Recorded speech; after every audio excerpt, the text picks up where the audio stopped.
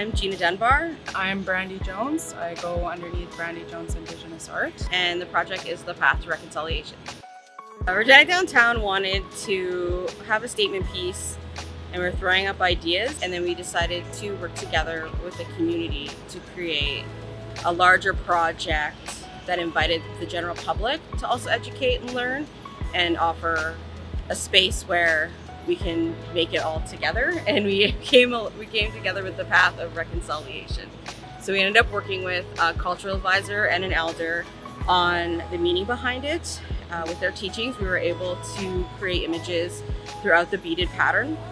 And what it is a beaded loom style pathway from the buffalo up to about Beer Brothers. And at the end of the pathway, we will also end with the bison.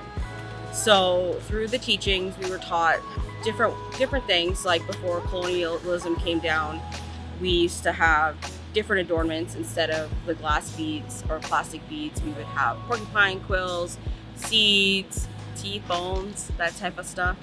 And then we ended up putting in the flowers and the greenery to show that when two waters also meet, river water and ocean water, they just intertwine together. So we have water flowing out the whole path to also represent different communities and people working together. We also wanted to put in the meaning of our land and how the bison were almost hunted to extinction because of white hunters. So we have the pile of bones throughout the whole entire pathway. And then we wanted to also touch that our ancestors are always with us at all times, watching over us, guiding us. So we have the Northern Lights teachings in there as well. We also wanted to incorporate something that involves every single culture because there's people from all over the place coming to help. So we chose the floral because that's something that you see in almost every single culture.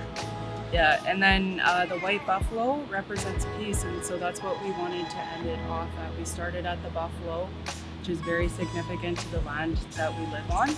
And like Gina said too, it was also hunted to extinction. Yeah. It was the white buffalo woman who, there was the legends say that when you see the white buffalo, that brings peace and prosperity and good times to come for Indigenous people. And over the last few years, two have popped up. So we want to just acknowledge that good times are to come for Indigenous folks, and this is just one of the steps in the path to reconciliation. It was a long process. Like, we've been meeting once a month for a few months. We didn't just want to design something without intent and meaning. So that's the whole purpose of the project, not just to throw art down and be like, this is reconciling. We are both Indigenous, but we come from urban backgrounds. So a lot of us, we're decolonizing ourselves. So we're learning more and more about our background. We're learning more and more about our cultures, our traditions. We wanted to do it right as Indigenous artists. We are a representative of who we are, like our backgrounds, and we want to make sure that we're doing our ancestors proud, that we're doing other Indigenous cultures proud, that we do each other proud. You know, we both grow together and learn together. Stronger connections between Indigenous women are really important, and so these projects are always really great to see. So we ended up doing meetings with an elder and a cultural advisor, and we got some teachings from that, and we didn't draw anything until that was all fully seeped in knowledge. And then we kind of went about our ideas right after that. And honestly, I think once we started going, it just started flowing. Both of us designed 340-ish rows, so that's each of us designed 1,360 something beads, I think it works out to. And the path itself runs over 2,500 and something beads. It's very, very long. And it's very large. So you'd have to come down and see it yourself and check out all the hard work. We wanted to do something where we were going to invite other people to come and help, because the path to reconciliation, I believe, is like a joint effort.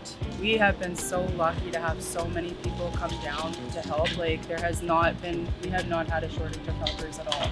No, it's been really good. Yeah.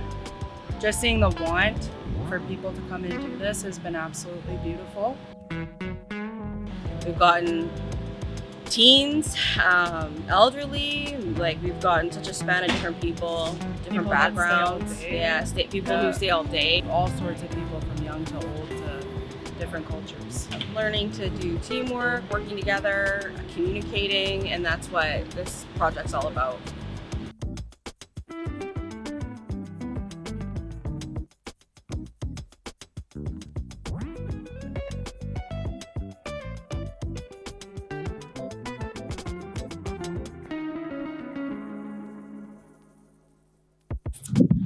The feedback from the community and from our people has been really strong and supportive, and that's really nice. Even coming out with the fences down and seeing the kids enjoy it and everybody working downtown enjoying it is pretty awesome. And I think it was just really mind-blowing to see the top view that Strat Lab ended up filming for us without the fences. It turned out really great. The thing that I liked best at the end is when you got to see all of the singers and the dancers coming down.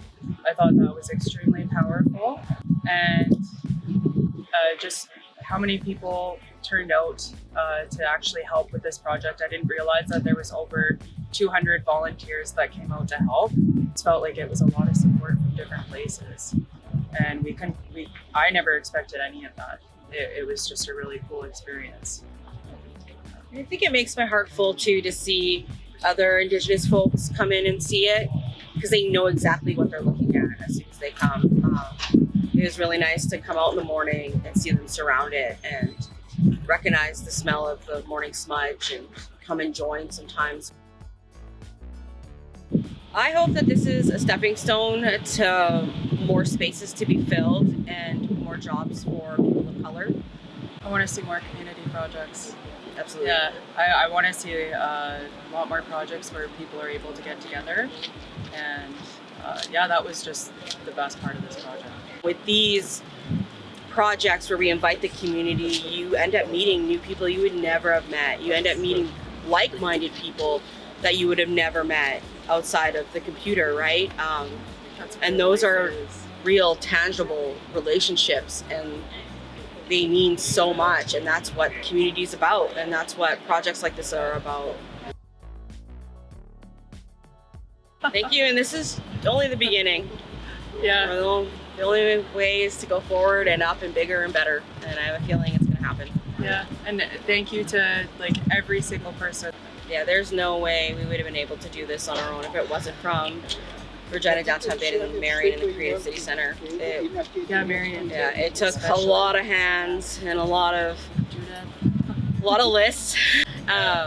Even small things, just like making sure we're fed and get water, making sure the plaza's clean and that we're safe. Like, those are really important things for artists that can get overlooked. And every box was checked and every corner was cleaned out and looked over, and it was just really awesome and very thorough.